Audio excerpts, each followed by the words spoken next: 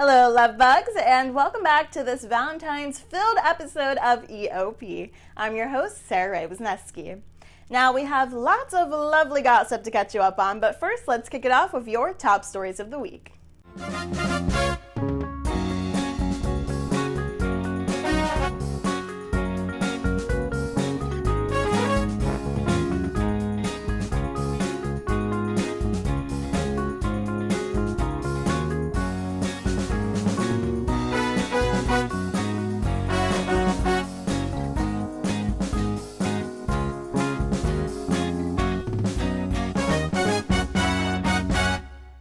Hashtag Free Britney movement was started by fans after pop star Britney Spears' recent actions on social media left them worried. This concern has led into a full documentary titled Framing Britney Spears that was released on Hulu this past week. The New York Times follows Spears' life in the fast lane under her conservatorship of her father, Jamie. He has had the control over the pop star's finances and personal life since 2008 after her mental struggles were too much for her to handle. This film has taken over social media enough to even reopen Spears' case to decide who should have the control, which will be discussed in court later this week. And moving on to TV news, Bachelor Pete Weber and contestant Kelly Flanagan are allegedly back together after being spotted at an event before the big game this past Sunday. The couple has not been seen together since they officially called it quits last December, but they were spotted together in Florida at a pre-game party. A source told E! News that this was no coincidence and that they were happily coupled up the entire night. So could this be happily ever after for this couple? And finally, warm up those vocal cords because American Idol is back. Season 4 of the show is starting up this Sunday with our favorite judges, Luke Bryan, Lionel Richie, and of course, Katy Perry. The season already looks pretty drama-filled from ABC's previews with lots of emotions from both the judges and the contestants. They even preview a surprise auditioner from social media star and political daughter, Claudia Conway. We'll just have to stay tuned on Sunday to see if she gets that golden ticket. We're going to go for a quick break, but stay tuned for even more of this week's hottest entertainment news.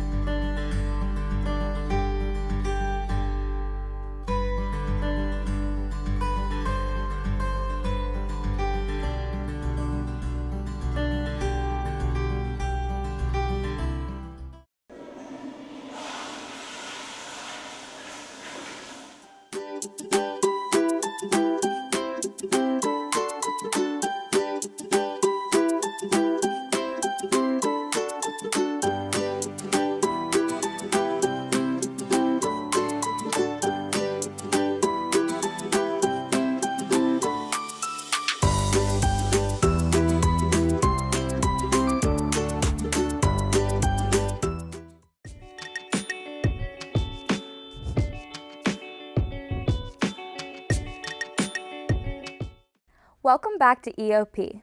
Calling all Bachelor fans. Over the past week, there has been some super big announcements that has Bachelor Nation on edge. Previous contestant Heather Martin returned to the show on Monday, but the other girls and producers are not too sure if she should be hopping on to the season with Bachelor Matt James. Martin, who previously competed on Colton Underwood's season in 2019, says that she keeps fighting for this, according to host Chris Harrison. After reportedly being told not to show up, Heather pulled up to the gates in a minivan. Producers then let Heather in and she spoke with Matt. The episode ended and left fans wanting to know more. In other Bachelor news, Katie Thurston fires back at body shamers on social media.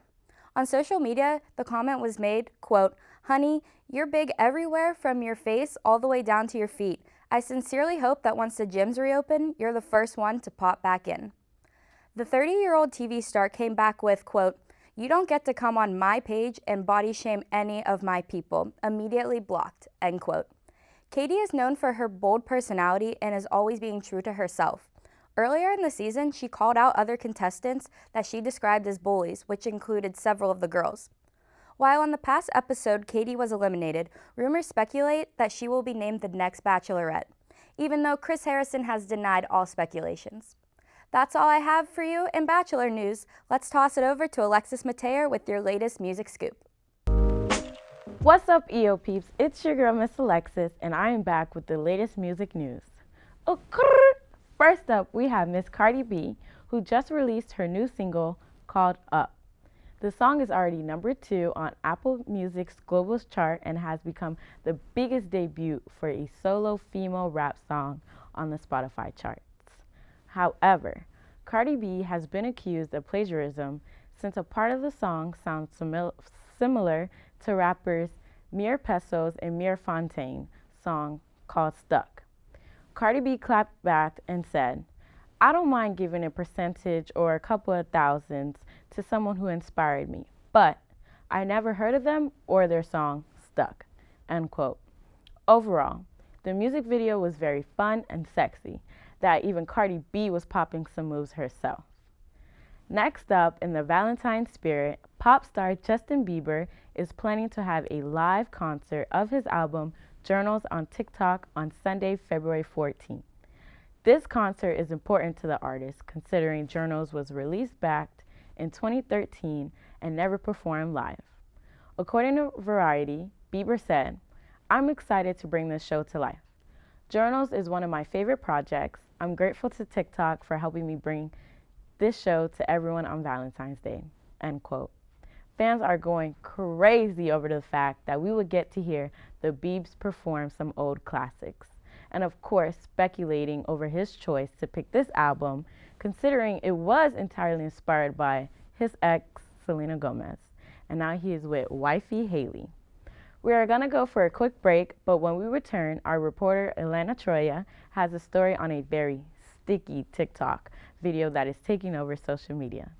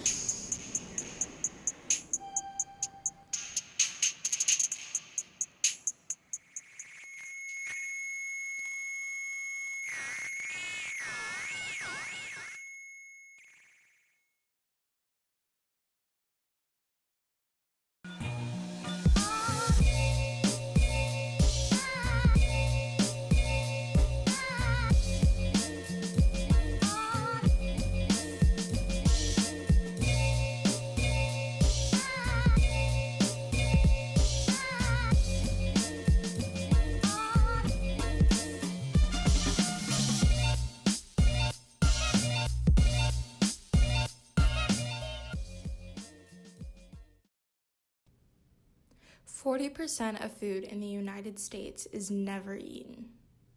At the same time, 1 in 8 Americans is struggling to put enough food on the table. Before you let your food go bad or throw your leftovers in the garbage, think about your options. To learn more about food waste and how you can reduce food waste at home, visit www.nrdc.org/issues/food waste.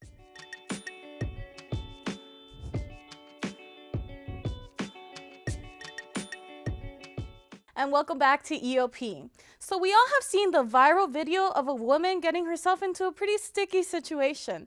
Tessica Brown, now known as in the internet as the Gorilla Glue Girl, revealed on a video posted to Instagram and TikTok that she used Gorilla Spray adhesive on her hair a month ago, after her gel glue spray ran out. However, her hair has been stuck in place ever since, despite her washing it over 15 times. In the video, she said, quote, "It's not my choice, it don't move." The original video has now been viewed by over 21 million people on TikTok. She also posted another video showing herself rubbing shampoo on her head, which failed to work as she wipes off the product with a washcloth and her hands, only to reveal her locks remain completely perfect.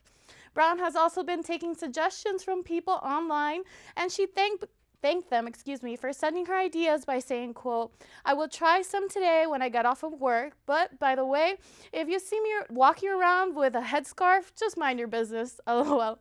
On February 6th, she posted on her social medias an image of St. Bernard Parish Hospital, implying that she was checking herself in for treatment for her head. The next post showed her with a medical professional holding her ponytail, as well as a video montage of her painful trip to the hospital with the song Prom Queen by Molly Kate Kensner playing in the background. Brown flew to Los Angeles Wednesday morning and took up Beverly Hills plastic surgeon Dr. Michael Obeng on his offer to perform a $12,500 procedure for free to fix her head. Her surgery was successful, and she told a TMZ reporter how she can't wait for her natural long hair to come back, and that, quote, "It's pretty amazing how much of her hair Dr. Obeng was able to save." Thankfully, she got out of this mess and is now unstuck. Up next, our reporters are in the studio to talk about some of our fave rom-coms that you're going to want to binge watch this Valentine's Day weekend.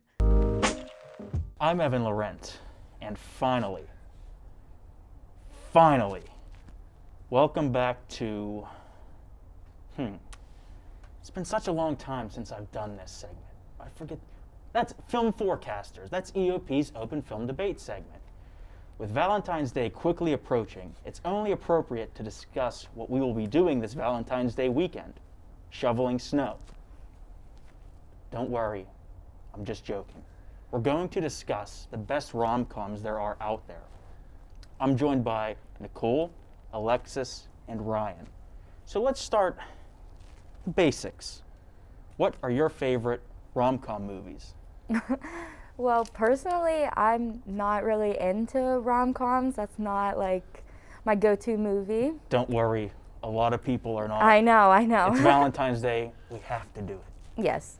But if I were to pick one, I really liked How to Be Single. It had Rebel Wilson in it from Pitch Perfect, Fat Amy, you guys remember her, Dakota Johnson, and basically this girl broke up with her boyfriend, and her friends were just trying to get her to have a good time and see what it's like to be single. Don't spoil it, but does it have a good feeling for Valentine's Day weekend? Yeah, definitely, yeah. Something you can watch, and it won't bring you to tears, maybe of happiness. Right. It's like a girl's movie, definitely. When was it? Was it released only a few years ago, right? Yeah, I think it was either like 2020, 2019. It's kind of recent, Okay. so yeah.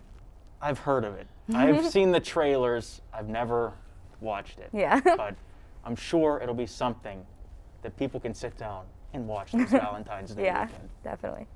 What is your favorite rom-com movie? I would have to say to All the Boys I Loved Before, that movie is just the bomb, and it has Noah Centineo in it. He's a hottie. But basically, the movie is about a girl who doesn't see herself having like a relationship, but then she pretends to fall in love with the guy, and then they end up actually like liking each other in the end. Feel good mood, or does it have? Is there a twist that just make you, upset and don't want to enjoy the Valentine's Day weekend? It's a feel good mood. It's a feel good mood. That's always good to hear. When did it come out?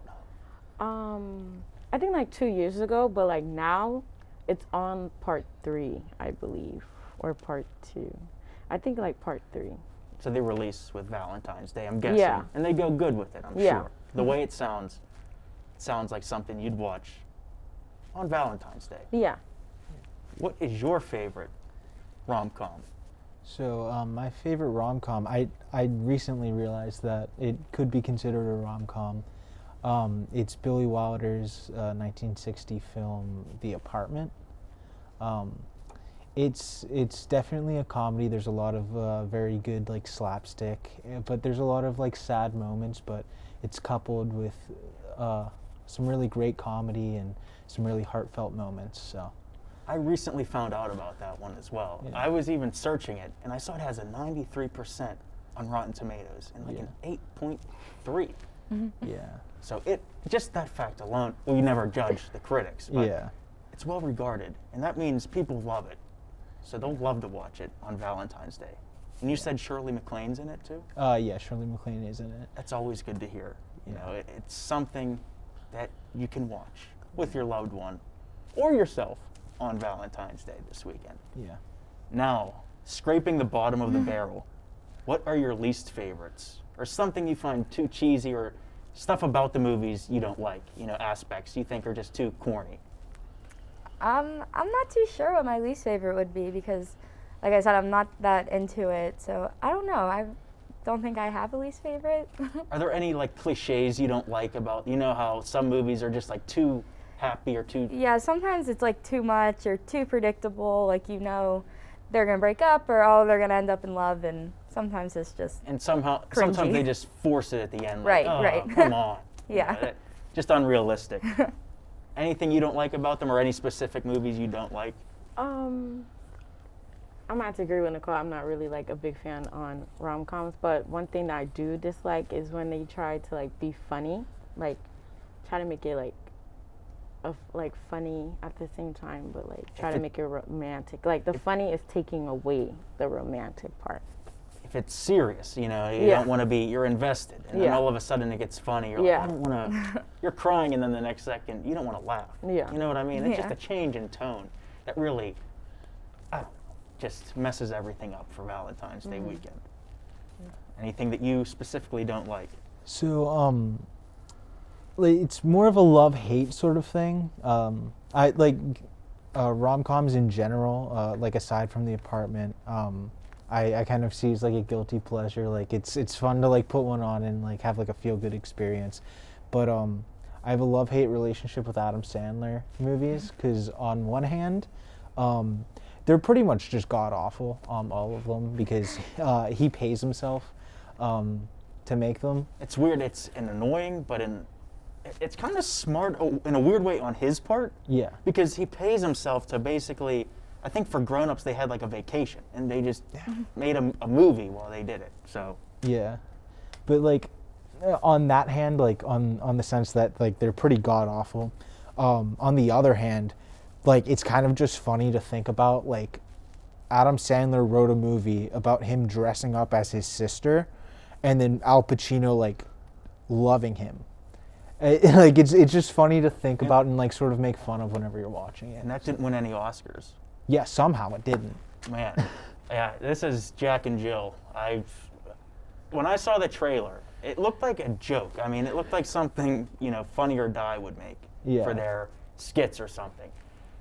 Oh man, even back then, when I was like 10, I just thought this movie looked so stupid.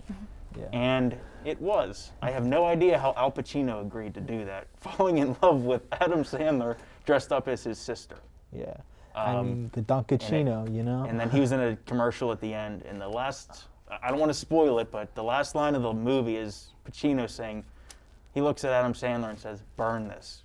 And I interpreted that as him saying that to like burn the, you know, don't let anyone see this. But speaking of Adam Sandler, are there people that you associate with rom-coms? Like whenever you hear their name, you're like, oh, that's what they're in. And that they repeatedly do that type of stuff like Adam Sandler. I have to say Taraji P. Henson. Mm-hmm. She's the she's the character, female character that will like, she's falling in love, and then somehow it's a twist. The man really doesn't like fall in love, but her, when I see that she's in a rom-com, that totally fits her character because her character is strong and like it shows that she's not gonna let any man take over her.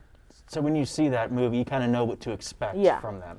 Do you wish they'd be in anything else, like any other different movies, or have you seen them in any other? I've seen them in like especially her like in drama and action. So like, but my favorite with her is her in rom-coms. Like she's representing like black women when they're like in a relationship and they have to be strong-minded over the man. It's always an important and a new like way to get it, like this. Even though there's more of them, it like emphasizes that the meaning, you know, power that. Yeah. Adam Sandler, 100%. 50 First Dates. You guys mentioned Grown Ups. The Wedding Singer. Yes, yeah. I think The Wedding Singer, they both had Drew Barrymore and 50 First Dates, I believe. I think so, Blended. yes. Oh my gosh. Blended. Didn't Yeah. they do a movie together? Yeah. Adam and Drew Barrymore. Yeah, I they love did. that movie. That movie was awesome. Then he did, I could be wrong, I think he did 3 in a row that were like the same plot but with different people. There was Blended. Yeah. Wasn't there another one where he goes on vacation with a family but it's a different cast and like a different story? Or different I know what characters you're, and stuff. Yeah, I know what you're talking Like about. Jennifer Aniston, I think, was in it. Okay. Yeah, there are a lot he makes a lot of similar stuff. But keywords, just a few that I could think of. Ben Stiller, early 2000s, he did a lot of those Meet the Parents movies and Something About Mary. Tom Hanks, a lot of his early movies Yeah. were Definitely. romantic. Yeah. Owen Wilson, wow. He did a lot too. They're usually not critically acclaimed. They're Yeah. mostly mid-pack at best. My final little topic, is there any actors that you'd like to see in a rom-com? It could just be a quick, knee-jerk reaction. Cardi B. Cardi B. All right, hold on. Wasn't prepared for this one. Bill Murray. Bill Murray. Yeah. Okay. Lost in translation. It's not funny. Blake Lively, more of her. So no one wants to see Arnold Schwarzenegger. He's been in a He's been in a couple. few. All right. It looks like we have to wrap up. But until next time, until next debate topic, hopefully you have a nice Valentine's Day weekend. Hopefully, and hopefully not, you watch some of these movies. But I'll see you next time on Film Forecasters.